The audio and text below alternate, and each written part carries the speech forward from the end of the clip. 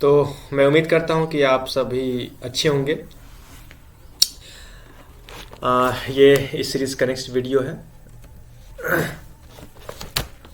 जैसा कि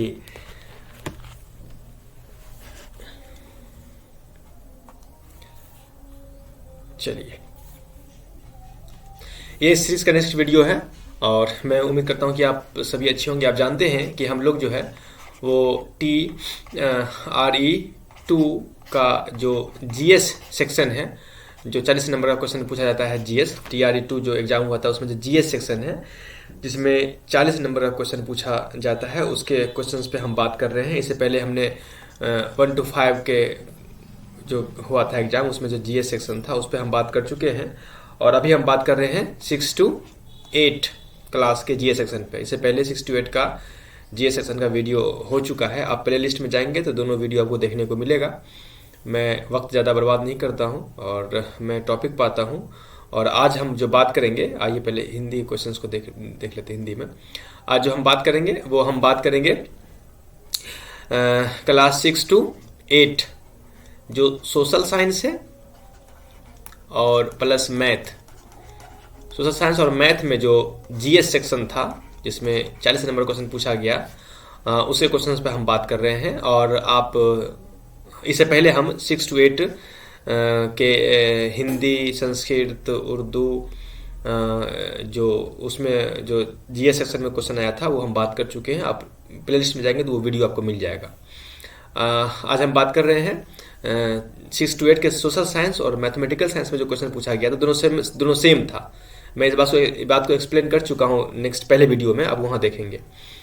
चलिए हम फिर बात करते हैं 31 क्वेश्चन नंबर से। 31 से आइए। 31 क्वेश्चन कहता है कि एक दुकान में 2 पेंसिल और 3 रबर की कीमत 9 रुपए है और 4 पेंसिल 6 रबर की कीमत 18 रुपए है। तो प्रत्येक पेंसिल और प्रत्येक रबर की कीमत क्या होगा? यानी कि 2 पेंसिल और 3 रबर, ये आसान से भी बन सकता है, लेकिन थोड़ा आपको समझाने के लिए कि मान लीजिए कि एक पेंसिल की कीमत जो है वो X रुपया है और एक रबर की कीमत जो है Y रुपया है। तो 2 पेंसिल 3 रबर, तो 2X + 3Y इसका 2 कितना पैसा? 9 रुपए, समीकरण फर्स्ट। फिर 4 पेंसिल 6 रबर, तो 4 पेंसिल मतलब 4X + 6Y = 18 रुपीज, समीकरण सेकेंड। अभी देखिए कि 4x लिखा हुआ है, ये 4x, इस 4x में 2 से डिवाइड कीजिएगा तो 2 से इधर भी दोनों तरफ कर दीजिए डिवाइड, तो ये हो जाएगा 2x + 3y = 9, समीकरण थर्ड। देखिएगा समीकरण फर्स्ट और समीकरण थर्ड जो है वो दोनों समीकरण इक्वल आ रहा है, दोनों। तो जब दोनों समीकरण इक्वल आ रहा है तो आप ये समझ लीजिए कि यहाँ x और y का मान जो है वो अनंत होगा, इन्फिनिटिव होगा, समझे ना। जब समीकरण में, चूंकि हम दोनों समीकरणों को काटेंगे, अगर समीकरण 1 - 2 से करें, अगर समीकरण 1 - 2 करें तो ये दोनों समीकरण जो है कट जाएगा, दोनों समीकरण कट जाएगा और ये नीचे 0 आ जाएगा, ठीक है ना। तो इस सिचुएशन में जो x और y का मान आएगा, वो वैल्यू जो होगा वो अनंत होगा। जब आप क्लास 10th में पढ़े होंगे तो आपने देखा होगा कि जब 2 समीकरण को हम इस रूप में बैठाते हैं, A1/A2 = B1/B2 = C1/C2, अगर कोई समीकरण इस चीज को फॉलो कर रहा है, इस फॉर्मूला को फॉलो कर रहा है, इसका मतलब उस समीकरण का जो हल होगा, सॉल्यूशन जो होगा वो इन्फिनिटिव होगा, अनंत होगा, ठीक है ना। इसमें 3 था, A1/A2 = B1/B2, एक ये है, और थर्ड है A1/A2 = B1/B2 C1/C2, ये 3 है कंडीशन। जो पहला कंडीशन को फॉलो कर रहा है जो समीकरण, उसके हल जो है इन्फिनिटिव होंगे, ठीक है ना। जो दूसरे को फॉलो कर रहा है उसका हल जो अद्वितीय होगा, और जो तीसरे को हल कर रहा है उसका हल जो है 2 या 2 से अधिक होगा, ठीक है ना। तो इस तरह से ये समीकरण का जो इसका जो ऑप्शन हो जाएगा, इसका जो आंसर होगा वो आंसर आपका हो जाएगा ई नंबर। उपयुक्त में से कोई नहीं, इसका आंसर कोई नहीं होगा, ई नंबर ऑप्शन होगा इसका, ठीक है ना। Question number 32। आइए 32 नंबर क्वेश्चन देखते हैं। कहता है कि 4 बहनों और की औसत आयु 7 वर्ष है। 4 बहन की एवरेज एज जो है वो 7 ईयर्स है। यदि हम माँ की आयु जोड़ दें तो औसत आयु 6 वर्ष बढ़ जाती है। यानी 4 बहन की औसत आयु 6 वर्ष है। 4 बहन है, उसकी औसत आयु जो है एवरेज एज जो है वो 7 वर्ष है। तो 4 बहन जो है, 4 बहनों की उम्रों का योग क्या होगा? उम्रों का योग क्या होगा? 7 गुने 6, 4, 28 साल, ठीक है ना।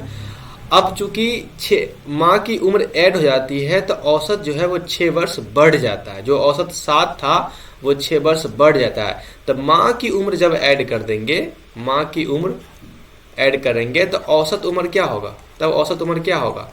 तो माँ की उम्र ऐड कर देंगे तो औसत उम्र जो है 6 वर्ष बढ़ जाता है। यानी कि औसत उम्र हो जाएगा 7 × 6 = 13। पहले 7 था, अब 6 वर्ष बढ़ गया तो 13 हो गया। अच्छा, अब देखिए कि माँ की उम्र और 4 बहनों की उम्र का योग अब क्या होगा? तब हो जाएगा 13 गुने 5, यानी कि 13 क्या औसत उम्र, अब 5 क्या, अब 4 हो गया ना, एक माँ और 4 बहन, 5, तो 13 × 5 = 65। अब एक माँ और 4 बहन की उम्रों का योग 65 साल है और 4 बहनों की उम्र का योग 28 साल है। तो 65 में से 28 को माइनस कर दीजिएगा तो हो जाएगा 37। ये 37 जो है वो माँ की उम्र है। 37 ऑप्शन नंबर ए। क्लियर ना? नेक्स्ट क्वेश्चन 32, 33 बोलता है कि 121 वर्ग मीटर आधार क्षेत्रफल और 23 मीटर ऊंचाई वाले लंब प्रिज्म का आयतन। अगर ये फॉर्मूला आपको पता है, लंब प्रिज्म का आयतन का फॉर्मूला पता है, तो ये क्वेश्चन बनेगा 10 सेकेंड में। लंब लिखिएगा, आपका कॉपी जो एक्स्ट्रा पॉइंट आता है कॉपी में नोट किया कीजिए। कहता है कि लंब प्रिज्म का आयतन बराबर होता है B और H। ये जो B है, B वो आधार का क्षेत्रफल है B, और H जो है H वो ऊंचाई है। बस V बराबर हो गया, आधार का क्षेत्रफल दिया हुआ है 121 मीटर स्क्वायर और H दिया हुआ है 23 मीटर। इसको गुना कर दीजिएगा तो हो जाएगा 2783 मीटर क्यूब। ये इसका आंसर हो जाएगा। लंब प्रिज्म का आयतन बराबर होता है BH, जहां B जो है ये आधार क्षेत्रफल है। लंब प्रिज्म निकालिएगा तो जो लंब प्रिज्म का नीचे जो आधार है वो आधार, उसी का क्षेत्रफल है ये B, और H जो है वो उसकी ऊंचाई है, हाइट है वो। तो फॉर्मूला बैठा दीजिएगा, निकल जाएगा। 34 नंबर क्वेश्चन कहता है कि 1 और 5 के बीच कितनी अभाज्य संख्या है? 1 और 5 के बीच। इसको आराम से फटाफट आप 1 मिनट बना सकते हैं अगर आपको दिमाग से याद रखिएगा। 1 और 5 अभाज्य संख्या कौन किसे इसे कहते हैं? Prime number. अभाज्य संख्या को कहते हैं इंग्लिश में प्राइम नंबर, ठीक है ना। अभाज्य संख्या को कहते हैं प्राइम नंबर। प्राइम नंबर की परिभाषा क्या है? वो संख्या जो 1 से और स्वयं के अलावा किसी और संख्या से डिवाइड ना हो। वो संख्या जो 1 और स्वयं के अलावा किसी भी संख्या से डिवाइड ना हो उसे कहते हैं अभाज्य संख्या, प्राइम नंबर। जैसे कि 2 ये प्राइम नंबर है, 3 प्राइम नंबर है, 5 प्राइम नंबर है, 7 प्राइम नंबर है। देख लीजिए 11 प्राइम नंबर है, 13 प्राइम नंबर है, उसके बाद है 17 प्राइम नंबर है, 19 प्राइम नंबर है, 19 23 प्राइम नंबर है, 23 के बाद 29 प्राइम नंबर है, 31 प्राइम नंबर है, 31 के बाद हो गया आपको 31 लीजिएगा, 31 के बाद हो जाएगा आपको मैथमेटिकल, 31 के बाद हो जाएगा 37 प्राइम नंबर है, 37 के बाद 41 प्राइम नंबर है, 41 के बाद 43 प्राइम नंबर है, उसके बाद 47 प्राइम नंबर है, 47 ये सब प्राइम नंबर है। तो कितना हो जाएगा? 1 और 50 के बीच 1 2 3 4 5 6 7 8 9 10 11 12 13 14 15, ये 15 होगा। अगर आपको याद होगा तो 20 से 25 सेकंड में बन जाएगा। प्राइम नंबर मतलब वो संख्या जो 1 और स्वयं के अलावा किसी संख्या से डिवाइड ना हो उसे कहते हैं प्राइम नंबर, अभाज्य संख्या, जिसमें भाग ना लग सके। ये सब जो है अभाज्य संख्या है और वो 1 और 50 के बीच में है। 15 अभाज्य संख्या है। इसे पूछ लेगा कि अगर 1 और 10 के बीच में कितना है, तो 2 हो जाएगा, 3 हो जाएगा, 5 हो जाएगा, 7 हो जाएगा, 4 हो जाएगा। अगर 1 और 20 के बीच में पूछेगा तब कितना होगा, तो 2 3 5 7 11 13 17 19 ये हो जाएगा। 1 2 3 4 5 6 7 8 9 हो जाएगा। 1 19 के बीच में 9 है, 1 10 के बीच में 4 हो जाएगा। ऐसे ही है। चलिए आगे। अच्छा, क्वेश्चन बोलता है कि इसको सॉल्व कीजिए। रूट अंदर 0.04 4 जीरो है, 1 2 2 5 है, फिर वैसे ही नीचे है। इसको आप आसान से जानते हैं, एक बात आप जान रहे हैं अच्छा से कि अगर भाग में दशमलव के बाद ऊपर और नीचे समान अंक हो, यानी ऊपर भी अंक हो तो नहीं हो जितना अंक नीचे हो दशमलव के बाद, तो दशमलव ऑटोमेटिक हट जाता है। दशमलव हट जाएगा, जब दशमलव हट जाएगा तो जीरो का कोई वैल्यू नहीं होगा, सीधा सीधी हो जाएगा 25/5 3 2 9 रूट। अब इसको तोड़िए, तो 25 का जो अब गुणनखंड निकालिएगा, तो 25 का गुणनखंड निकलेगा 5 × 5 × 7 × 7। 53 29 का गुणनखंड जो निकलिएगा वो गुणनखंड होगा 73 × 73। निकाल के देखिएगा। अब 2 को 5 से 1 को 5, चूंकि रूट में हम जोराम से 1 निकाल लेते हैं, तो 1 को 5 बाहर निकल जाएगा, 1 को 7 बाहर निकल जाएगा, बटे 73 हो जाएगा। तो 7 × 5 = 35 बटे 73, 35 बटे 73। ये ऑप्शन नंबर ए हो गया आपका। आइए 36 नंबर, बिल्कुल इजी क्वेश्चन है 36 नंबर। 36 में बोल रहा है कि रूट अंडर 5 लिखा हुआ है 31 25 x⁻10 y⁻5 z⁻10। अभी ऊपर क्वेश्चन बनाए हैं, क्योंकि यहाँ पर रूट अंडर 5 लिखा हुआ है, 5 इससे करने में 5 लिखा हुआ है, इसका मतलब हुआ कि इसमें से जो लिखा हुआ है उसमें से 5 में से 1 बाहर निकल जाएगा। अगर ऐसे कर देंगे तो ये इसका यहाँ 5 लिख देंगे, इसका मतलब है कि ये 5 में से 1 जो है इसका ये बाहर निकल जाएगा। तो जैसे कि y 5 ठो है तो 1 बाहर निकल गया तो ये y हो गया। z 10 गो है तो 2 गो z निकल जाएगा, z स्क्वायर हो जाएगा। x 10 गो है तो 2 गो x निकल जाएगा तो x स्क्वायर हो जाएगा। इसलिए आंसर नंबर ये हो जाएगा। देखते ही इसका आंसर ये हो जाएगा तुरंत। 5 लिखा हुआ है, इसका मतलब जैसे कि अब मान लिया कि 5 है, ऐसे हम लिखे हुए हैं 2 2 2 2 2, तो नीचे में कितना 5 है, 2 कितना है 5 ठो है, इसका आंसर निकल जाएगा 2। इसका ये हो जाएगा। क्यों? क्योंकि 5 जोड़ा में से 1 बाहर निकाल देंगे, 5 में से 1 बाहर निकाल देंगे, 5 है। इसीलिए हम लिखते हैं ना कि 2 × 2, तो इसका मतलब क्या हुआ, यहाँ पावर 2 है, इसका मतलब ये हुआ कि 2 1 बाहर निकल जाएगा। अच्छा, हम लिखते हैं कि 2 × 2 × 2 पावर 3 लिखते हैं यहाँ पर, इसका मतलब क्या होगा, सिर्फ 3 इसका मतलब, यानी कि 3 जोड़ा है तो इसमें से 1 बाहर निकल जाएगा। 2 ही यहाँ पर था। Next question 36 37। आइए, ये क्वेश्चन थोड़ा सा आपको है लंबा, लेकिन लंबा है, लेकिन अगर आपको पता है तो आराम से बना लीजिएगा, जल्दी बना लीजिएगा। थोड़ा सा 37 नंबर क्वेश्चन जो है थोड़ा सा आपको परेशान करेगा, लेकिन अगर मालूम होगा तो आप you are completely within the time. लिखा हुआ है कि 3 tan θ = 4। अब क्लास 10 का हिसाब है, तो आप इसको लिख सकते हैं कि tan θ = 4/3। आपको पता होना चाहिए कि tan θ बराबर होता है लंब बटे आधार, कॉट बराबर होता है आधार बटे लंब, साइन बराबर होता है लंब बटे आधार, कॉस बराबर होता है आधार बटे लंब। ये सब आपको याद करना पता, जब क्वेश्चन पूछ दिया है तो ऐसे याद करना चाहिए, याद करना पड़ेगा। नहीं याद कीजिएगा तो प्रॉब्लम जो है वो गड़बड़ा जाएगा। आइए, तो 10 बराबर 4/3, तो 10 बराबर क्या होता है लंब बटे आधार। जब लंब बटे आधार दिया हुआ है तो कर्ण निकलना आसान हो जाए, चूंकि हमको कर्ण चाहिए। 10 बराबर लंब बटे आधार, तो साइन बराबर लंब बटे, एक मिनट, साइन बराबर होता है, एक मिनट, साइन बराबर लंब बटे आधार, ठीक है, कुछ नहीं, कोई दिक्कत नहीं है।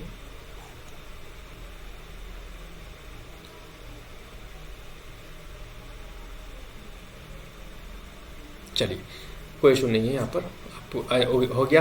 तो लंब बटे आधार निकल गया। अब हमको क्या है, यहाँ फॉर्मूला बैठाना है कि 3 साइन का मान क्या है लंब बटे आधार, तो लंब दिया हुआ है 4, आधार कितना दिया हुआ है 3 + 2, कोस का मान क्या दिया हुआ है आधार बटे लंब, आधार कितना है ये गुना में हो जाएगा। आधार कितना में है, आधार हो गया आपको 3/4 बटे 3, नीचे लिखे 3 साइन का मान साइन बटा लंब बटे आधार यानी कि 4/3 माइनस 2 और कोस का मान आधार बटे कर्ण यानी कि 4/3 काट दीजिए। 3 से 3 कट जाएगा, ये 3 से 3 कट जाएगा, ये हो जाएगा 2 और ये हो जाएगा नीचे 2। तब हो गया 4 + 3/2 बाई 4 माइनस 3/2। अब ऊपर के लिए 4 दूना 8 + 3/2 और नीचे हो जाएगा फिर 4 कट जाएगा तो 5 हो जाएगा बटा 2 = 11/2 गुने 2/5 ये कट जाएगा = 1/5। ये हो गया इसका आंसर 1/5। इसमें से इसका आंसर हो जाएगा उपयुक्त में से कोई नहीं, इसका आंसर होगा 1/5, इसमें से कोई नहीं 1/5। ठीक है ना। चलिए नेक्स्ट क्वेश्चन। ऐसे बनता है ये हिसाब, आप आराम से अगर जान रहे होंगे, थोड़ा सा क्लास 10th के मैथ का नॉलेज होगा तो आप आराम से बना सकते हैं 9th का। नेक्स्ट क्वेश्चन है, कहता है कि लोहे का एक ठोस टुकड़ा जिसकी लंबाई चौड़ाई ऊंचाई दिया हुआ है 49 सेंटीमीटर, 33 सेंटीमीटर और 24 सेंटीमीटर बीमा वाले घनाव के आकार में है। यहां जो है वो घनाव का लंबाई चौड़ाई और ऊंचाई दिया हुआ है, इसको ढालकर एक ठोस गोला बनाया गया है, गोले का त्रिज्या क्या होगा। देखिए तो एक घनाव है, घनाव की लंबाई चौड़ाई ऊंचाई दिया हुआ है, उसको ढाल करके गोला बनाया गया है, तो घनाव का जो आयतन होगा वही गोला का आयतन होगा। ठीक है ना। घनाव का जो आयतन होगा, घनाव का, चूंकि घनाव को ही ढाल करके वही गोला का आयतन होगा। घनाव का भी = गोला का भी, ठीक है, बराबर होगा। तो घनाव का भी का फॉर्मूला अब लिखिएगा कॉपी में कि घनाव के आयतन का फॉर्मूला होता है लंबाई गुने चौड़ाई गुने ऊंचाई, और गोला के आयतन का फॉर्मूला होता है 4/3 पाई r क्यूब। ठीक है ना। ये होता है घनाव का आयतन लंबाई चौड़ाई ऊंचाई, और गोला का आयतन 4/3 पाई r क्यूब। ये आपको पता होना चाहिए। तो क्यों, क्योंकि घनाव का आयतन बराबर है गोला का आयतन, तो इसलिए क्यों, क्योंकि घनाव को ही पिघला करके गोला बनाया गया है, अतः गोला का त्रिज्या निकालना है। तो हमको यही त्रिज्या r की वैल्यू निकालना है। तो लंबाई दिया हुआ है 49 गुने 33 गुने 24 = 4/3। अब पाई का मान कितना होता है 22/7। हम मान बैठा देते हैं, हमको r क्यों यही निकालना है। इसको आपस में मल्टीप्लाई कीजिएगा, तो मल्टीप्लाई कीजिएगा तो 3880 और 8 होगा बराबर, इसको कीजिएगा तो 4/3 × 22/7 और गुने r/3। अब r को एक तरफ कर लीजिए, तो r क्यों कर लीजिएगा तो 38808 बाई 4 नीचे आ जाएगा, और हम क्रॉस गुना कर रहे हैं, ऊपर आ जाएगा 3 और 7। अब इसको आराम से काटिए, आराम से काटिएगा तो 4 से इसको कट जाएगा, 4 से इसको काटिएगा तो 9 चौके 36 हो जाएगा, 9 चौके 36, अब बच गया 7, 7 चौके 28 और हो जाएगा 2 और हो जाएगा 0 को 0 आ जाएगा, 4 दूना 8 हो जाएगा। ये हो गया। अब इसको काटिएगा तो ये कट जाएगा आपको, ये कट जाएगा आपको 22 कट जाएगा, 22 चौके 88, फिर सॉरी 22 चौके 88, हाँ एक मिनट, 22 चौके 88, फिर 22 चौके 88 और 22 से कम 22, ये कट गया। तो अब कितना हो गया, अब हो गया r क्यू = 441 × 3 × 7।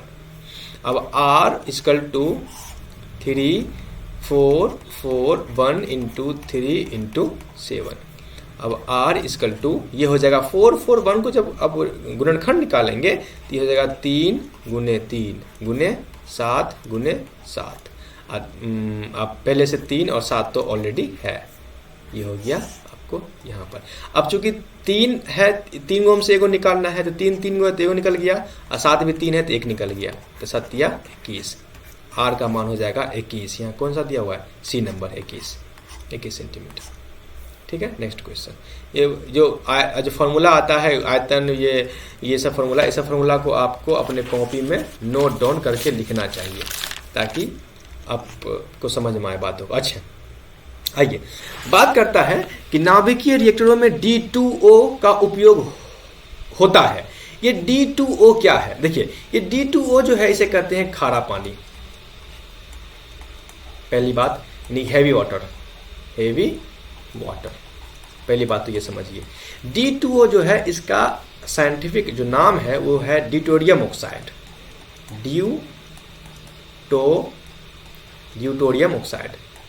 ड्यूटेरियम ऑक्साइड, ठीक है ना, इसका नाम है, केमिकल नेम्स ड्यूटेरियम ऑक्साइड, ठीक है ना।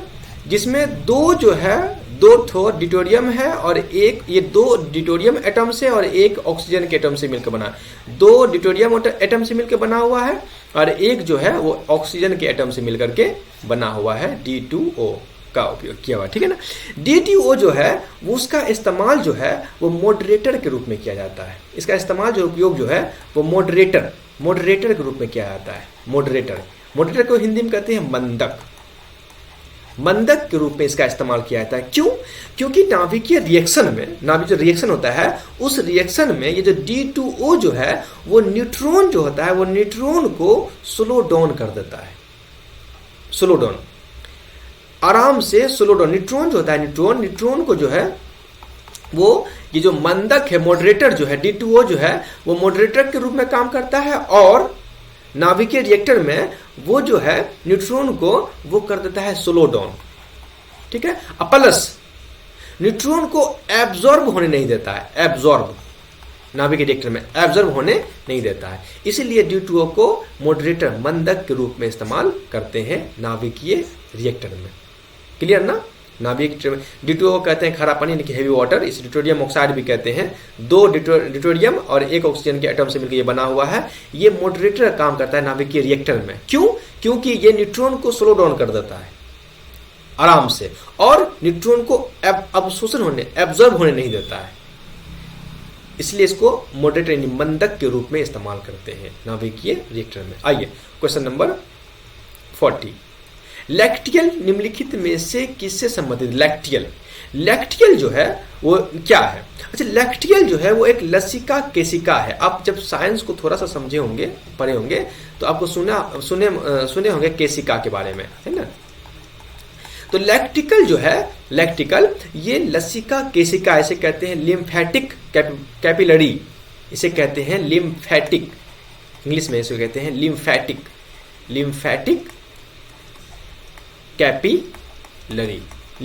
कैपिलरी, यानी कि लसिका केशिका। इसका क्या होता है? ये जो है वो जो डाइटरी फैट है, जो आहार वसा है, उस आहार वसा को छोटी आंत से एब्जॉर्ब करता है, अवशोषण करता है।